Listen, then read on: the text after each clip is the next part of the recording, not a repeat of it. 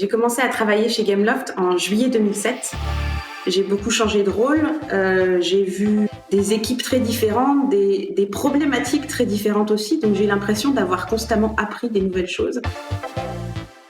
Le premier rôle que j'ai occupé chez Gameloft, c'était d'être producteur d'une équipe de développeurs où en fait on préparait des versions qui allaient être pré-téléchargées dans des téléphones. Après, pendant 2 ans, ça a été d'être en charge de la distribution de nos jeux avec les différents opérateurs d'Amérique du Sud.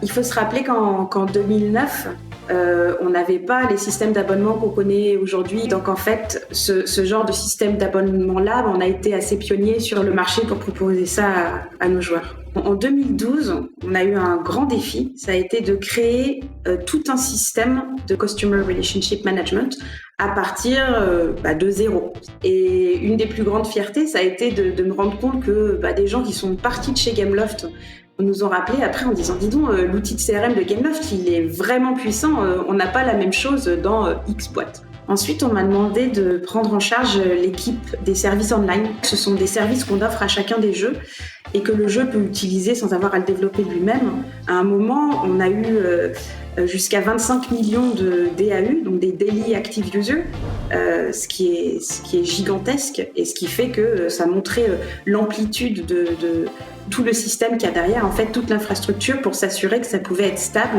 et qu'on avait un beau uptime, c'est-à-dire le moins d'incidents possible pour que l'expérience utilisateur soit complète.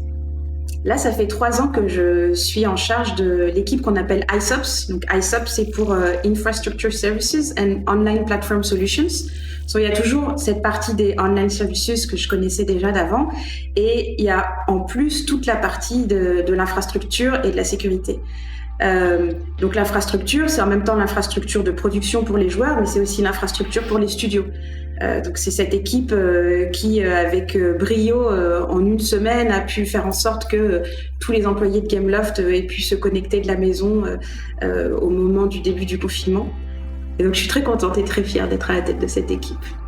Un des avantages qu'a eu Gameloft pour moi, c'est qu'on m'a fait confiance dans des postes quand même assez techniques pour lesquels j'ai dû apprendre beaucoup. Alors moi, ça me plaît, je suis curieuse, donc c'était plutôt quelque chose de positif parce que à chaque poste nouveau qu'on m'a donné, j'ai posé plein de questions, puis j'ai appris beaucoup et puis j'ai l'impression d'avoir pu contribuer à des choses importantes chez Gameloft, que ce soit le système de CRM ou la modernisation de l'infrastructure.